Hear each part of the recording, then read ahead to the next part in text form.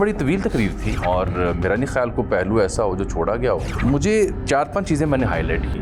جب army chief صاحب پاکستان میں تقریر کر دیں تو پھر انہی کی تقریر اہم ہوتی ہے. انڈیا کے حوالے سے جو ان کا مطمع نظر تھا اس میں یہ بات تھی کہ اب اگر جارحیت ہوئی تو اس قدر نقصان پہنچے گا آپ کو کہ جو آپ کے اکنامک ہبس ہیں وہ بھی متاثر ہو سکتے ہیں, پھر کسی قابو میں نہیں رہے گا. فوجی سے جب بھی یہ بات ہو تو اسے ڈٹ کے کہنا چاہیے کہ دشمن چاہے ایک ہو چاہے ہزار ہوں, ہم اس سے نمٹنے کی صلاحیت رکھتے ہیں. کیا انڈیا واقعی دوبارہ اٹیک یا پھر یہ صرف اسٹیٹمنٹس تھی, یا واقعی ایسا کوئی ارادہ رکھتا ہے؟ Because they need a reason for war now and they have to justify to the world. Number 2, جو ان کے ساتھ ہوا ہے اتنی جلدی تو وہ اپنی جو ویکنیسز ہیں ان کو ریکور کر کے پاکستان کے اگینسٹ آنے کا ویسے بھی نہیں سوچ سکتے. پاکستان کے اندر کئی دفعہ ایسے اندازے لگائے گئے ہیں اور وہ ناکام ثابت ہوئے ہیں کہ بھارت حملہ نہیں کرے گا, لیکن بھارت نے حملہ کیا. چاہے اس کے اندر ہماری کچھ غلطیاں تھیں یا اندازہ لگانے میں غلطیاں تھیں یا ہمارے کچھ اقدامات ایسے تھے, جو بھی تھے. آپ دشمن کو کبھی بھی لائٹ نہیں لے سکتے, اور خاص طور پر ان دنوں یعنی اس عرصے میں جب ابھی آپ نے 3-4 مہینے پہلے ایک سارا سلسلہ بھگت چکا ہو.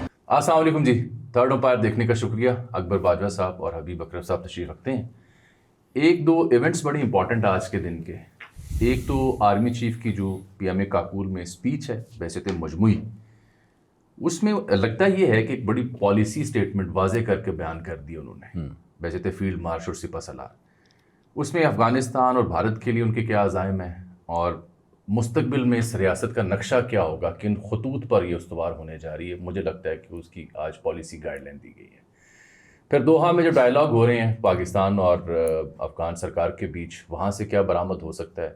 اس بیچ میں افغانستان کا الزام ہے کہ پاکستان نے پکتیکا میں اسٹرائک بھی کی ہے, کچھ مقامی کرکٹرز مارے گئے ہیں.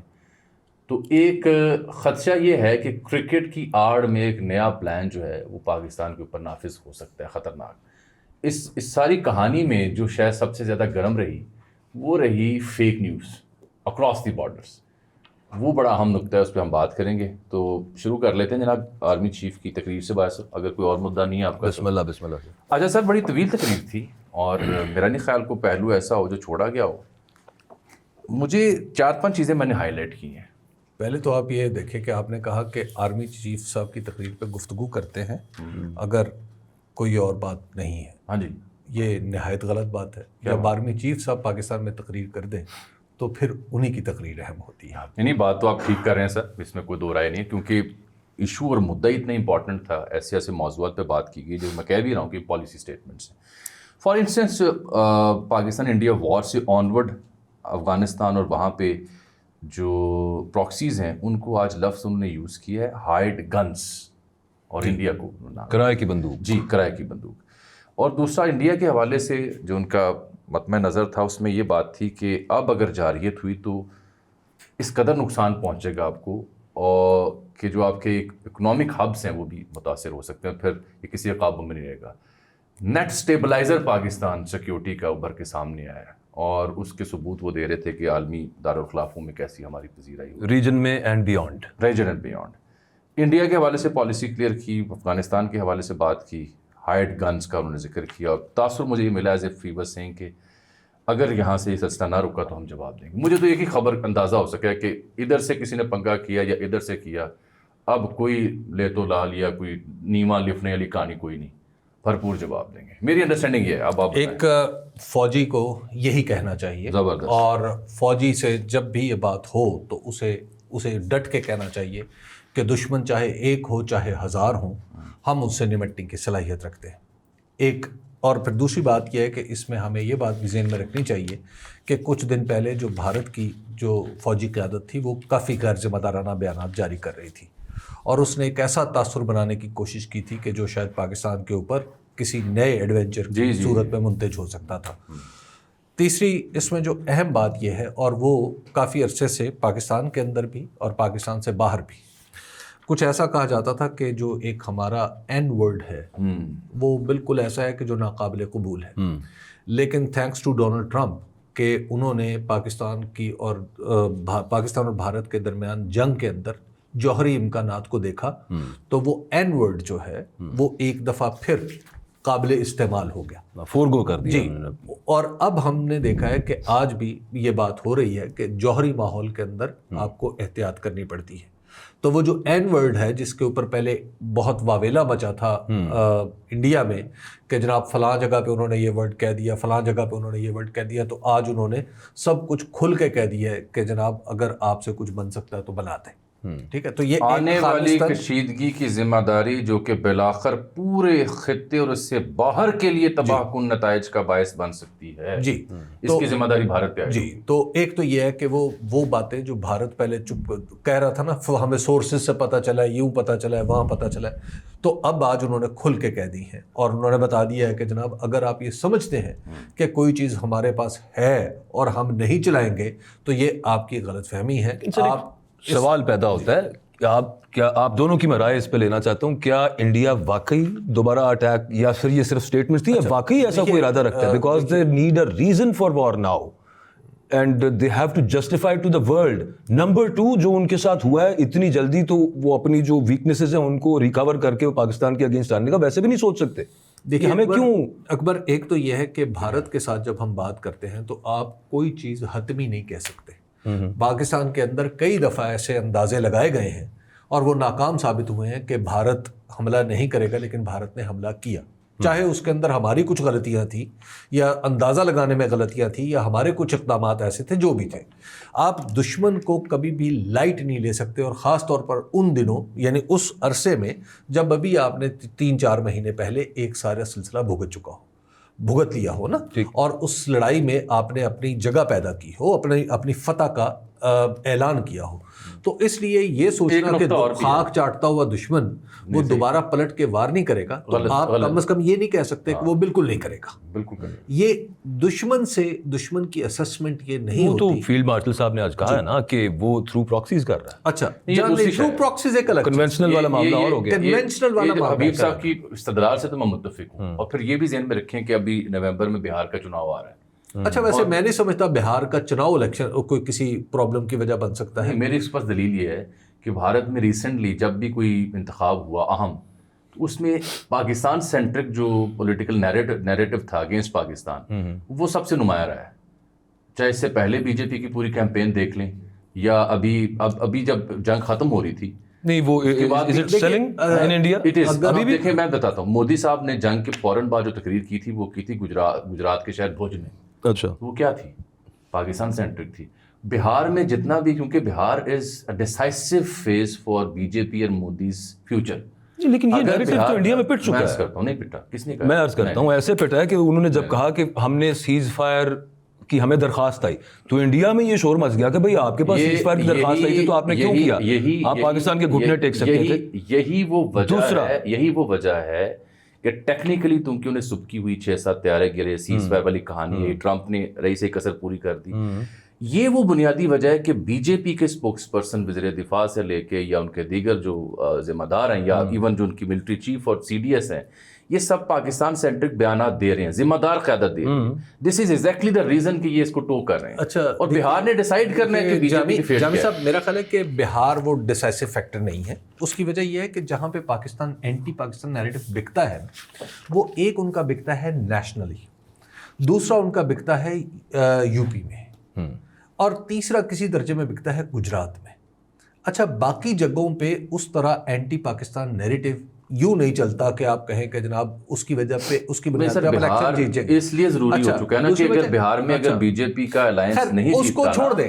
دیکھیں Bihar is just like Pennsylvania for swing state کہہ رہے ہیں. It will decide the future ہمیں کہ بی جے پی کے ساتھ ہونا کیا ہے، مودی کے ساتھ ہونا کیا ہے. لیکن آر ایس ایس کا چیف کیا کہہ رہا تھا 2-3 ہفتے پہلے کہ 75 برس کی عمر کے بعد آپ کو ریٹائرمنٹ لے لینی چاہیے.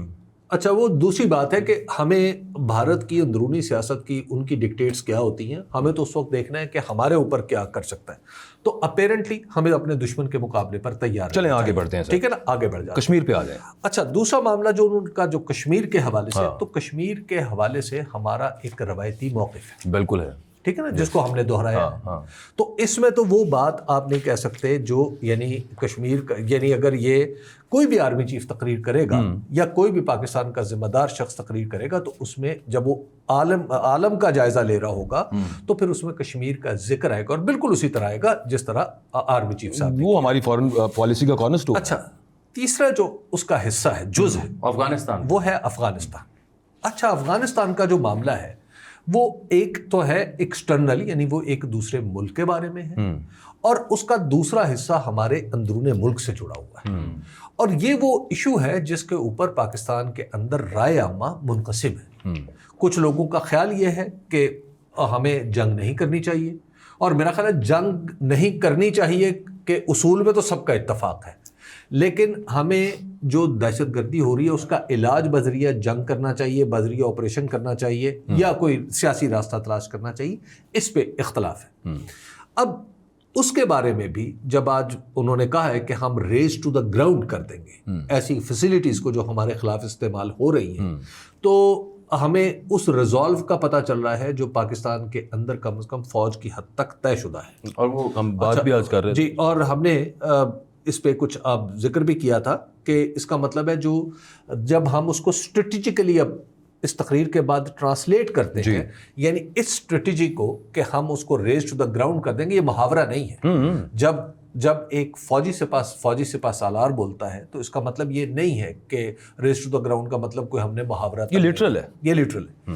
اچھا، جب ثبوت ہے نا، جی، اور جب سرکاری طور پر آپ کی حکومت نے تصدیق کی یا جتاتا رہا ٹویٹ کے ذریعے، اچھا، جب لٹرل کی بات کرتے ہیں، جیسے آپ نے ایک واقعہ بتایا ہے، اس کا مطلب یہ ہے کہ ہم پھر وہ جو ہم نے کل ایک آپس میں ایک کچھ گفتگو کی تھی اور اس میں کچھ انفارمیشن تھی، وہ یہ تھی کہ پاکستان چاہتا یہ ہے کہ ہماری سرحد سے اندر، افغانستان کے اندر، یعنی 10 سے 12 کلومیٹر کا ایک پورا کوریڈور جس کی لمبائی تقریباً 2200-2500 کلومیٹر ہو، تقریباً 2500 کلومیٹر، 2500 سے کچھ زیادہ ہے، کیونکہ اگر صرف وہ 64 کلومیٹر آپ چھوڑ دیں واخان جی، تو اس سے ڈاؤن ورڈ اگر ہم یہ چاہیں کہ ہمیں جناب ایک اپنا اسٹیبلش کرنا ہے یہ نقطہ کہ یہاں پہ یہ پوری کی پوری پٹی محفوظ ہے، یہاں پہ کوئی ایسی اسٹیبلشمنٹ نہیں ہے، اور جب کوئی ایسی اسٹیبلشمنٹ نہیں ہے تو اس سے مراد کیا ہے؟ اس سے مراد ایک ہی ہے کہ وہ علاقہ ایسا ہو کہ اگر میں پاکستان کی طرف کھڑا ہوں تو مجھے 10 کلومیٹر دور تک صاف نظر ہے۔ بالکل،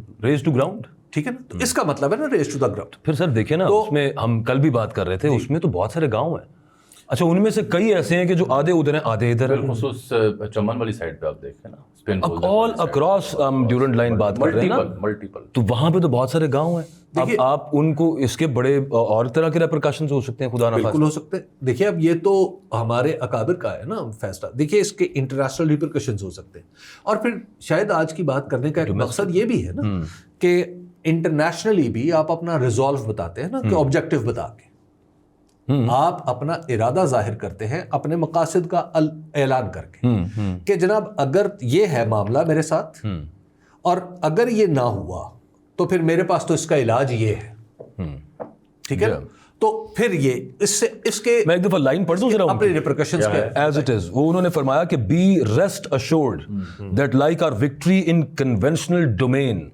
every state proxy of our neighbor will be raised to ground۔ جی، نیبر انڈیا، اس کی پراکسی ٹی ٹی پی جس کی وہ بات کر رہے ہیں، اور it will be raze to ground, جو کہ ہمارے یہاں پہ سمجھا جاتا ہے کہ وہ اس کوریڈور میں یہاں سے یہ اس کی بریڈنگ گراؤنڈ ہے، یہاں سے دے اٹیک پاکستان، دے انفلٹریٹ پاکستان۔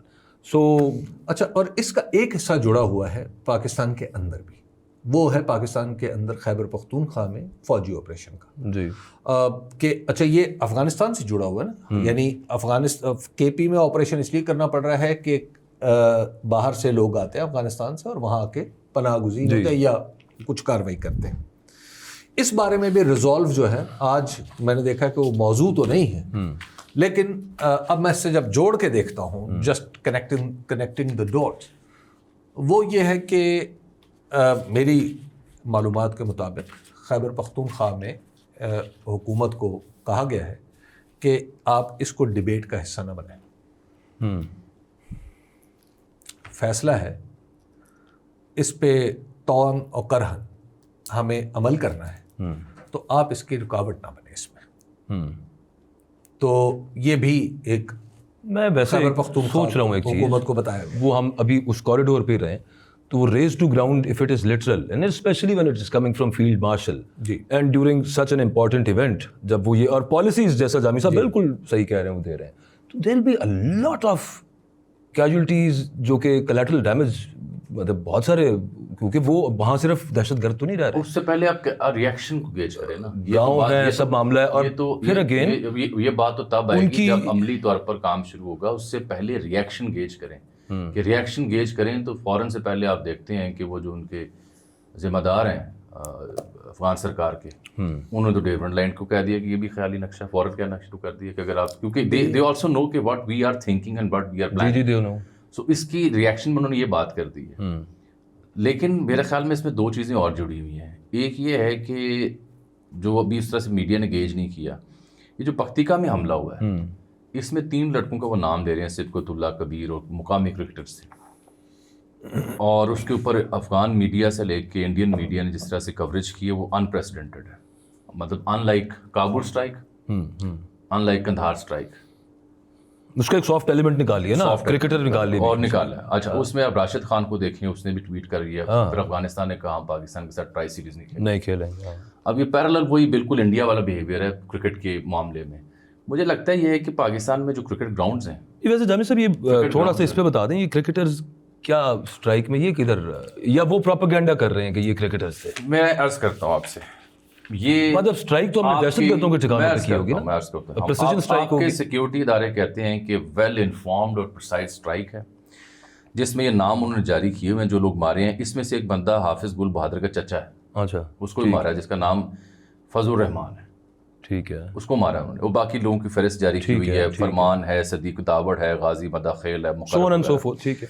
اس میں وہ 3 لڑکے جن کی وہ نشاندہی کریں مقامی, انتہائی مقامی, ایسا نہیں ہے کہ کوئی ڈومیسٹک یا فرسٹ کلاس سیزن کو کھلاڑی ہوں, وہ اپنے گاؤں دیہات علاقے میں اچھا. اب اس میں جو جنازے ہیں, طلوع نیوز نے بھی جو ویژول جاری کیے, اس میں افغان حکومت یا مقامی افراد یہ نہیں بتا رہے کہ یہ 3 کرکٹرز کے علاوہ باقی کون ہیں. سب سے پہلا سوال تو یہ ہے, اور یہ اس کو ایمبیگوس بناتا ہے افغان اینڈ پہ. دوسرا, اس کی آڑ میں جو جس ایشو کو انہوں نے ہائی لائٹ کیا وہ یہ ہے کہ پاکستان کو کرکٹنگ ٹرمز پہ کارنر کرنا with the help of India. اور اس میں مجھے یہ لگ رہا ہے کہ پاکستان کے خلاف افغانستان بھی وہی اپروچ اختیار کرے گا جو بھارت کی ہے. نمبر 3, اب آپ دیکھیں گے افغان پلیئر PSL کھیلنے سے بھی باز آئیں گے اور ادھر IPL جائیں گے. نمبر 4 نیکسٹ تھریٹ مجھے لگ رہا ہے, اب میں دعا گوں کہ اللہ کرے مجھے یہ خدشہ درست ثابت نہ ہو, پاکستان میں جو شری لنکن اٹیک کے پاس کرکٹ گراؤنڈ آباد ہوئے تھے, اللہ نہ کرے میرے ملک کے کرکٹ گراؤنڈز کو دوبارہ ایسی صورتحال کا سامنا. وہ ایک دور میں نا ساؤتھ افریقہ کی team remained for the longest time out of international cricket because of the apartheid, اور پھر بڑے بعد میں وہ جا کے دوبارہ وہ مجھے تو ایسا لگ رہا ہے جیسے آپ کہہ رہے ہیں کہ اس طرح کی کنسپریسی ہیچ ہو رہی ہے, اور یہ کلیٹرل ڈیمیج ہے پھر یہ جو کرکٹرز ہیں. خیر کرکٹرز کے حوالے سے جو آپ دیکھیں, کرکٹرز کے حوالے سے میں بتا رہا ہوں, جو آپ کی سیکیورٹی ذرائع بات کر رہے ہیں اس میں ایک بھی کھلاڑی نہیں ہے. وہ کہتے ہیں جی یہ بتایا جائے کہ جنازے کس کے ہیں اور کس نے کسے پناہ دی. اچھا ٹھیک, یوں ہے. اچھا, دو کلیم کر رہا ہوں. دوسری ایک بات یہ ہے کہ اس میں اب یہاں پہ ایک بنیادی سوال پیدا ہوتا ہے. وہ سوال یہ ہے کہ کیا پاکستان نے کبھی یہ پلان کیا ہے کہ دونوں سرحدوں کو بیک وقت ہاٹ ہونے دیا جائے, یا دونوں سرحدوں پہ ایسے خطرات اگر منڈلا رہے ہوں کہ وہاں سے کوئی حملہ ہو سکتا ہے تو ہم دونوں محاذوں کو بیک وقت کھول لیں. یہ ہے اسٹریٹجی کی بات.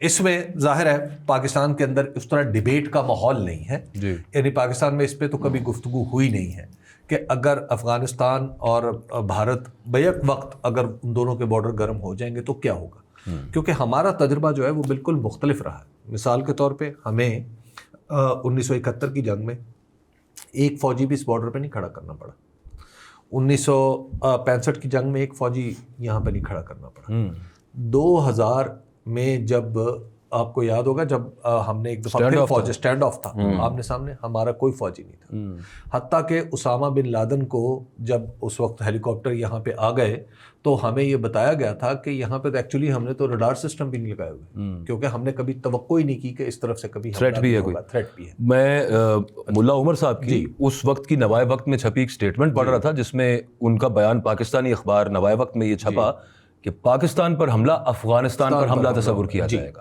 تو اب یہ جو کیفیت ہے, اب ظاہر ہے اس کو ہم نے دوسری طرف کر دیا ہے, تو پاکستان کو اب یہ سوچنا ہے اور ڈیفینیٹلی یہ توقع اور امید بلکہ یقین رکھنا چاہیے کہ پاکستان نے یہ ارینجمنٹس کیے ہوں گے کہ اگر 2 سرحدوں پر ہمیں معاملات بیک وقت نمٹانا پڑے تو ہم کیسے کریں گے. بائنری. جی اچھا سر، میں کچھ افغان صحافیوں کو دیکھ رہا تھا جو نسبتاً ذمہ داری سے رپورٹ کر رہے ہیں. ان کا یہ ماننا ہے کہ افغانستان کے اندر کابل قندھار میں یہ رائے تیزی سے پھیل رہی ہے کہ کیا یہ مشرف ارا کی ریپیٹیشن ہے with the help of America to destabilize اور remove the government in Kabul. اور یہ سمیع یوسف زئی کا میں ذکر کر رہا ہوں. سمیع یوسف زئی نے جو رائے لکھی وہاں پہ، اس نے کہا کہ یہاں 99% لوگوں کی رائے بن گئی ہے کابل اور قندھار میں کہ یہ اس کی ریپیٹیشن ہے اور بغیر واشنگٹن کی ڈائریکٹ انٹرونشن نہیں، ان کی گرین لائٹ کے بغیر ممکن نہیں ہے، اس حد تک نہیں جایا جا سکتا تھا.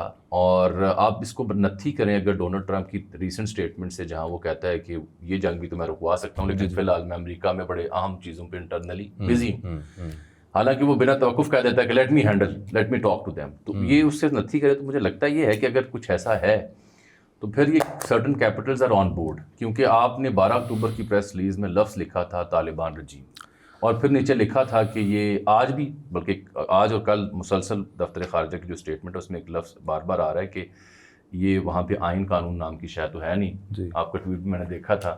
اور پاکستان میں یہ دونوں مصنوعات وافر پائی جاتی ہیں. اور انہوں نے کہا جی کہ وہاں پہ منتخب حکومت نہیں ہے، آئین نہیں ہے. اور اس سے اندازہ ہوتا ہے کہ ریاست پاکستان کا لفظ میں یوز کروں گا کہ اس کی نئی ڈکشنری میں افغان جو موجودہ سرکار ہے، ایک تو وہ متنازع اور رجیم ہے، اور پاکستان یہ سمجھتا ہے کہ ان کے عوام کی منتخب کردہ حکومت جب تک نہیں آئے گی تب تک معاملات اٹے رہیں گے. 2 چیزیں صرف اس میں ایڈ کر لیں، وہ کل بھی ہم بات کر رہے تھے، اور وہ یہ ہیں کہ میں حبیب صاحب کہنے لگا، میں نے کہا 2 دنوں سے میں ٹی وی دیکھ رہا ہوں اور بڑے بڑے چینلز کے بڑے بڑے پروگرامز کے ایک پروگرام کے 2 ٹاپکس ہیں جامی صاحب. یہ میرے کل کا نا اس پیج پہ لکھا ہوا ہے، افغانستان میں نمائندہ حکومت کا قیام کتنی دور. اچھا، یہ ٹی وی چینلز پہ اکراس یہ یونیسن کے اندر پروگرام چل رہے تھے، اور پھر ایک تھا کہ افغانستان میں طالبان حکومت کا خاتمہ کب، اور اس پہ بڑے دگج سینئر پروفیشنلز. دیکھیے مجھے میں آن دا کاسٹ آف، اس سے یوں محسوس ہوتا ہے کہ وہ اسٹیٹ، دیکھیے آن دا کاسٹ آف ریپیٹیشن کچھ ایسی چیزیں ہوتی ہیں، کچھ خواب بہت اچھے ہوتے ہیں جو آپ کو جگائے رکھیں اور آپ ان کے پیچھے بھاگیں اور ان پہ عمل کریں اور زندگی کو، اپنے لوگوں کی، اپنی زندگی کو بہتر بنائیں. کچھ خواب ایسے ہوتے ہیں جن کو بالکل چھوڑ دینا مناسب ہے. تاریخ ایک بڑی اہم چیز ہے. تاریخ ہمیں یہ بتاتی ہے کہ روس اپنی حکومت کو بچانے کے لیے آیا تھا اور اس نے ایک حکومت کو رجیم چینج کیا تھا. اس نے کہا تھا کہ یہ ویک ہے، اس کی جگہ میں بابرک کارمل کو بٹھاتا ہوں. اس کے بعد روس اس دلدل سے اس وقت نکلا جب روس اپنے سوویت یونین نہیں رہا. ٹھیک ہے. اور اس کے بعد اب تک وہ اپنے کھوئے ہوئے مقام کو دوبارہ حاصل کرنے کے لیے کوشاں. امریکہ آیا. امریکہ نے کہا کہ ہم نے ملا عمر کا اقتدار ختم کر دیا، حامد کرزئی کو بٹھا دیا ہے، لہٰذا اب ہم فاتح ہو گئے یہاں پہ. اور امریکہ جس دن وہاں سے گیا تو اس کے اگلے دن وہی حکومت تھی جس کو اس نے نکال کے دعویٰ کیا تھا. عراق کے اندر امریکہ نے اور برطانیہ نے مل کے ایک غلط پروپیگنڈے کے اوپر وہاں پہ جب حکومت گرا لی تو اس کے بعد عراق میں کیا ہوا اور پھر عراق میں آج تک کیا ہو رہا ہے یہ سب کے سامنے ہے. اگر تو پاکستان کے پاس کوئی ایسی صلاحیت ہے جو ان سے پہلے روس کے پاس بھی نہیں تھی، اس سے پہلے یعنی اس سے پہلے سکندر اعظم کے پاس بھی نہیں تھی، اور اس کے بعد وہ مغلوں کے پاس بھی نہیں تھی، وہ کسی اور کے پاس بھی نہیں تھی، وہ انگریزوں کے پاس بھی نہیں تھی، وہ امریکہ کے پاس بھی نہیں تھی. تو اگر تو ایسی صلاحیت ہمارے پاس ہے، ایک ہو سکتا ہے نا کوئی پرانے مینوسکرپٹس مل گئے ہوں ہمیں رنجیت سنگھ صاحب کے، ان کے پاس تو رہی ہے نا، وہ تو کابل تک حکومت کر چکا. 2 چیزیں یہ صرف حضرات فنون تھا، لیکن تاریخ کا جو حوالہ درست ہے. اب وقت بھی ختم ہو رہا ہے، تاریخ کا حوالہ درست ہے. میرا خیال ہے کہ دوحہ مذاکرات کو میں سے کنیکٹ کرتا ہوں. ایک تو یہ میرا نہیں خیال کہ پاکستان آفیشلی کسی ایسی ایفرٹ میں ہے، یہ میں ایک رائے پیش کر رہا تھا جو مختلف جگہوں پہ پائی جاتی ہے. لیکن ہمارا جو دفتر خارجہ ہے اس کی اسٹیٹمنٹس ہیں وہ کیا کر رہا ہے؟ کیا دیکھیے نا دفتر خارجہ نے وہی زبان و بیان استعمال کیا. مجھے بتایا نا کہ کابل سرکار کو کون سے ممالک تسلیم کرتے. ٹھیک ہے نا, ایکسس آف ایول بھائی چین اور روس اس کو پوری طرح تسلیم کیے ہوئے. اچھا ویسے یہ سیز فائر تو کل چل گیا تھا. سیز فائر کا ایشو یہ ہے کہ بڑھ گیا تھا. سیز فائر ہوا ہے جو افغان سیکیورٹی فورسز ہیں ان کے ساتھ. اچھا لیکن اس بیچ میں آپ دیکھیں نا جب وہاں پہ بنو کے پولیس اسٹیشن میں کیا ہوا ہے, شمالی وزیرستان میں کیا ہوا ہے, جب وہ ہوا تو جن لوگوں نے کیا ان کے اوپر ٹارگٹ کیا گیا. یہ آپ نے آج اسٹیٹڈ پوزیشن دے دی ہے through your information strength couple of other sources کہ اگر سیز فائر ہوا ہے وہ جو جھڑپیں سرحدی ہوئی ہیں ان کی فورسز کے ساتھ, لیکن اگر اس بیچ میں آپ نے بنو پولیس اسٹیشن پہ حملہ کیا ہے اور خود کچھ حملہ ور پکڑا گیا, نیوٹرلائز کیا گیا, شمالی وزیرستان میں ایسی اٹیمپٹس ہوئی ان کو سیز کیا گیا, تو پھر اس کا جواب. اچھا دوسرا لاسٹلی میرا خیال ہے کہ ایک بہت اہم پہلو دوحہ پہ تم سینسر اطلاع یہ ہے, وہاں کچھ لوگوں سے بات کرنے کا موقع ملا, کچھ صحافی جو ان ایونٹس کو کور کرتے ہیں. اطلاع یہ ہے کہ پاکستان کے حوالے سے اللہ کرے اس میں دوحہ معاہدہ جو ہے وہ اچھا ہو, خوش آئند ہو, صلح صفائی ہو. پاکستان کو وہ طالبان سرکار اس حد تک مان جائے گی کہ آپ ہمیں سکہ بند معلومات فراہم کریں اور جو جن لوگوں کی جانب آپ نشاندہی کر رہے ہیں کارروائی کی جا سکتی ہے. لیکن وہ جو لیکن اب سے آگے شروع ہوتی ہے کہانی خراسان کی کہ فلاں فلاں بندے فلاں فلاں پیغامات ان کے کچھ ایسے ہیں, ان کے حوالے سے آپ کے اوپر بھی کچھ ایسا الزام ہے. دیکھیے اب ایک دو چیزیں افغان طالبان. تیسری شے میری خوش گمانی ہے کہ اللہ کرے بہتری ہو, لیکن مجھے دوحہ مذاکرات میں صرف پرومسز میں اسی لیے عرض کرتا تھا کہ پاکستان اور افغانستان کے درمیان یہ ہمارے لیے اچھا موقع نہیں ہے کہ کوئی تیسرا فریق آ گیا.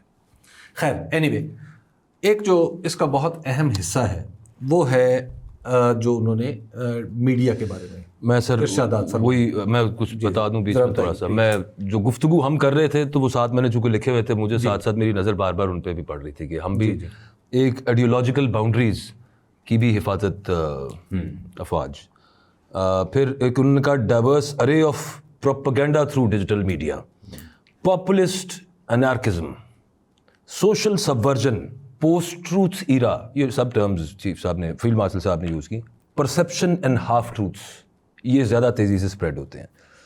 میں سوچ رہا تھا میں تو نہیں کہ ان میں کسی میں آ جاؤں گا. میرا سوال یہ ہے کہ ان میں سے ان تمام ٹرمینالوجیز کا آپ نے اطلاق موجودہ منظرنامے پہ کرنا ہے, ملک کی سیاست پہ کرنا ہے, پاک بھارت پہ کرنا ہے, یا ٹوٹیلٹی میں کرنا ہے؟